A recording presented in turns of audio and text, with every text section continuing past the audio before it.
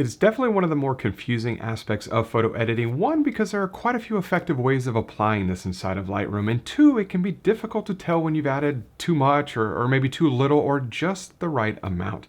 And in this video, after working through so many different approaches over the years, I want to walk you through the process that I now use to apply contrast to my landscape photos, which happens to be a brand new tool and very welcome addition to Lightroom. But I do want to preface this video by saying that contrast it's quite a subjective thing, as some folks enjoy a ton of contrast in their photos while others prefer a more matte or a softer look. So to each their own, but nevertheless, I'll run through all the available options inside of Lightroom and lastly show you my new and complete approach that I found to be the most effective way to ensure you're adding the ideal amount of contrast to an image. So to jump right into it, one of the, ways that is not, commonly thought of to add contrast to a photograph is just by simply using the white or the black point. This is a photo from my recent trip to Bali along the Nusa Penida coastline. And there are just a couple edits to this photograph already. I did put quite a few masks on here, as you can see, and I'll toggle these on and off so you can see what those masks are doing. And here is the photo from its raw state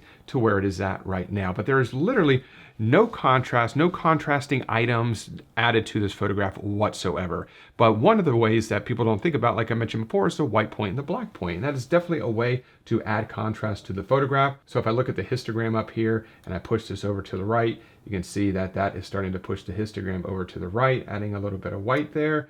And we could kind of reduce the black point just a touch right there. And that is definitely adding a bit of contrast. As I turn these on and off, or turn these off, you'll be able to see that that contrast is no longer there.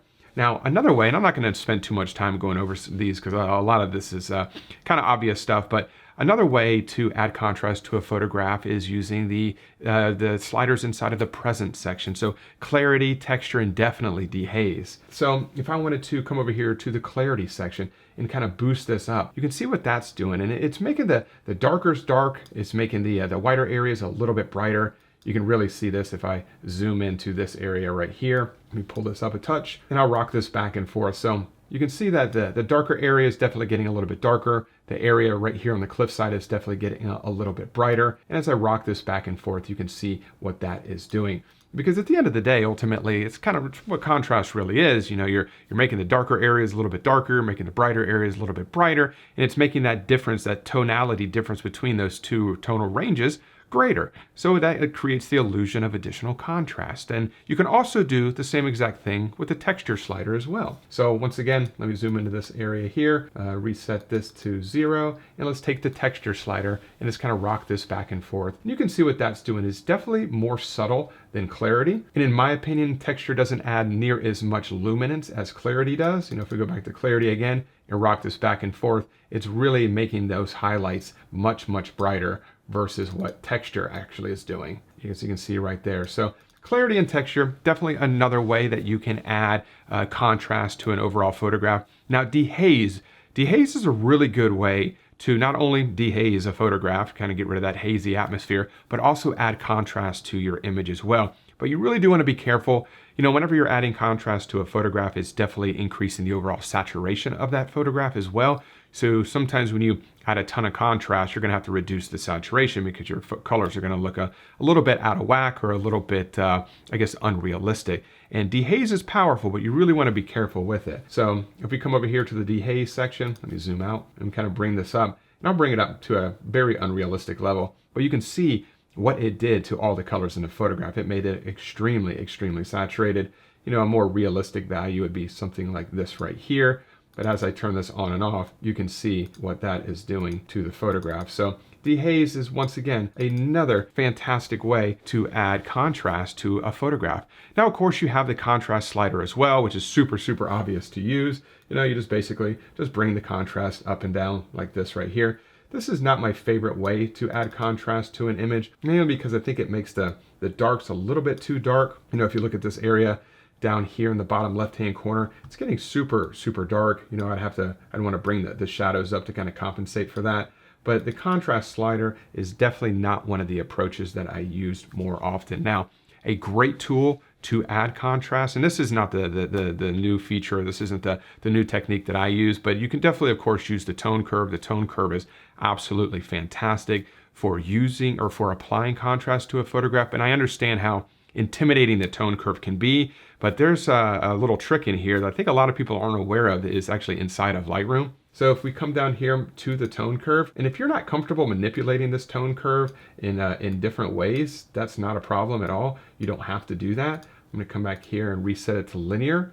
But if you come over here to point curve and drop this down, Lightroom has these kind of predefined tone curves that you can select. So you can say medium contrast, and that will apply a medium tone curve contrast to the photograph.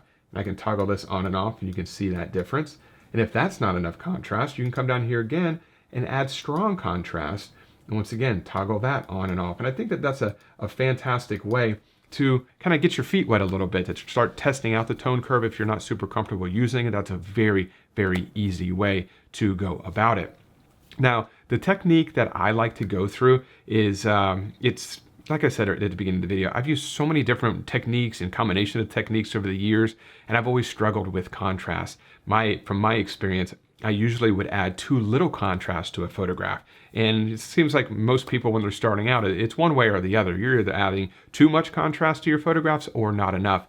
My trouble or my struggle was always adding too little contrast. But this little workflow that I'm about to walk through in this new addition to Lightroom, in my opinion, has definitely solved that contrast issue that I was experiencing, and I'm hoping it will help you out as well. So the very first thing that I like to do is I'm going to close this down here. I'm going to come up here to mask.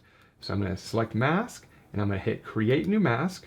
I'm going to come over here to brush, and I want to make my feather 0. I don't really want no feather on here, and I'm going to just paint all over this photograph.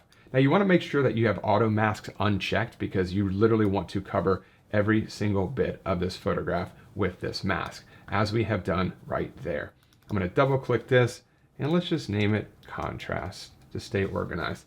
Now I'm going to come over here to the, where are you? To the tone curve right there. I was looking for the word tone curve, but it's just curve. Now that is really cool that the tone curve is now available inside of masks. It's not the complete new feature. It's definitely one aspect of this new feature that is super, super handy. And I'll show you why here in just a second. So what we can do is we can hit this, I'm gonna hit the shortcut key O to turn off that mask overlay. And I can hit this little color picker here. And what that's doing, and if you pay attention to the line of the tone curve, as I move this around, you can see that the little dot is moving around basically to the corresponding tonal range or tonal value on the histogram. Because if you look at it, the histogram is in the background here, and the tone curve is overlaid on top of the histogram. So if I select the waves here, that's almost pure white. You can see that that dot is all the way towards the brighter side of the histogram. If I find something that's super dark, you can see that that dot is all the way down towards the bottom left-hand corner, which is near the shadows. So what I like to do is I'm going to find a darker area, not pure black or anything like that, but something that's in the kind of the shadow area. So maybe something right here, right there, I think probably looks pretty good. And I'm just going to kind of bring that down just a touch. And to compensate for that, I'm going to come over here to something really bright. I'm going to click there, and I'm going to just drag up a little bit. And you can see that that tone or that S curve is starting to kind of, reveal itself a little bit, because that's what really adds contrast in the tone curve is that S curve. So kind of bringing down the shadows or the darker midtones and increasing maybe the brighter midtones. And that kind of discrepancy between the two, bright versus dark, creates that illusion of additional contrast. So, and I'm going to add one more. I'm going to find something that's kind of like dead center of the midtones, and I'm just going to kind of bring that up as well right there. And I'm going to bring up this tail down here just to kind of soften that black point just a little bit. That's just kind of a personal preference. And as we toggle this on and off, so this is before and after, before and after. And this is actually new here as well. This is one of the new aspects of it, this refined saturation. Because remember what we were saying at the beginning of the video, whenever you add a lot of add a lot of contrast to a photograph, you're also adding a lot of additional saturation to the colors contained within that image. So a lot of times when you make your contrast adjustments, you're gonna have to go back and make adjustments to your color as well. But now Lightroom actually puts this refined saturation slider underneath the tone curve, which is super, super beneficial. So although I don't think that the colors are too out of whack now, the water here is definitely getting a little bit overdone. So you could bring that saturation down. Like if we bring it down to 0, you can see what that has done. If we bring it up to 100, you can see that that's where it's at. And you can just find that kind of happy medium, which is a great way to compensate for any additional oversaturation that was done from that tone curve. So as I toggle this on and off, this is before and after, before and after. And I think that did an absolutely fantastic job. And if we come back here to the basics section, you look, we haven't even done anything with the black point here, nothing with the white or the black point, nothing with clarity, texture, dehaze. All of this is done by just using the tone curve right here. And I'll turn it on and off again. 1, 2, before and after. Now the best part of this is this little slider that is at the top. And it's the reason why I like to do this by using a mask, is because if you use this type of technique by applying it locally, even though you're applying it all over the photograph, but you apply it by using a mask, you have the ability to do this right here. So if we come up here, this thing right here, it says preset, don't even worry about that, but it's basically like an opacity slider that you can go negative. So if I take this down to 10 and I toggle this tone curve on and off, it barely made a difference. If I take it up to 100, which is where it was when we made it, you can see, look at that right there. And if we think that that is not even enough, we can take it up to 150 or maybe even 200 and toggle that on and off. So this is really like an opacity slider that can reduce the effect of that tone curve, of that adjustment, or increase the effect of that adjustment, which is super, super powerful. Anybody who uses Photoshop, it's usually one of their favorite aspects of it is the fact that you can use opacity sliders on all these different layers, and it's very, very powerful and handy, saves you a lot of time, and it's an amazing way to make those refined adjustments. But by using this technique, you now have that same ability.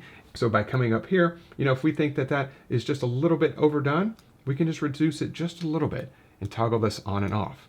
Just like that, on, before and after, before and after. If we want to increase it a little bit, we can do that as well, before and after. And then you also have the refined saturation slider right here as well.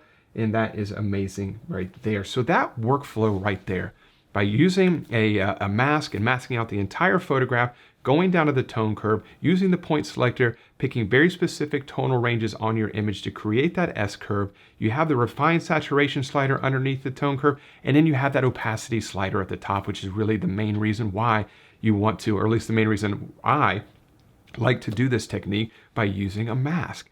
And that technique is by far been my favorite way to apply contrast lately. And I really have noticed a difference, and I feel like it gives me more control to create that refined contrast, more control than I've ever had inside of Lightroom. And there was a couple new features there that I think really kind of brought that to life, and it's a very, very welcome addition to anyone who is really using Lightroom. I know I've definitely enjoyed it. So I wanted to share that with you today. It's been something that has been on top of a topic that I've kind of shied away from over the past couple of years. I've made a couple videos on contrast in the very, very beginning years of this channel, but it's something that I never felt super, super comfortable sharing until I kind of really started to enjoy or refine this workflow. And I hope it's something that you can apply to your photos moving forward as well. As always, if you have any questions about anything, please leave them in the comments section below. Get back to you as soon as I possibly can. And if you enjoyed this week's video, if you could give it a thumbs up and subscribe to the channel if you're not subscribed already. And as always, really do appreciate you carving out a little bit of time to spend it with me here today. And I will see you all next Wednesday. Bye.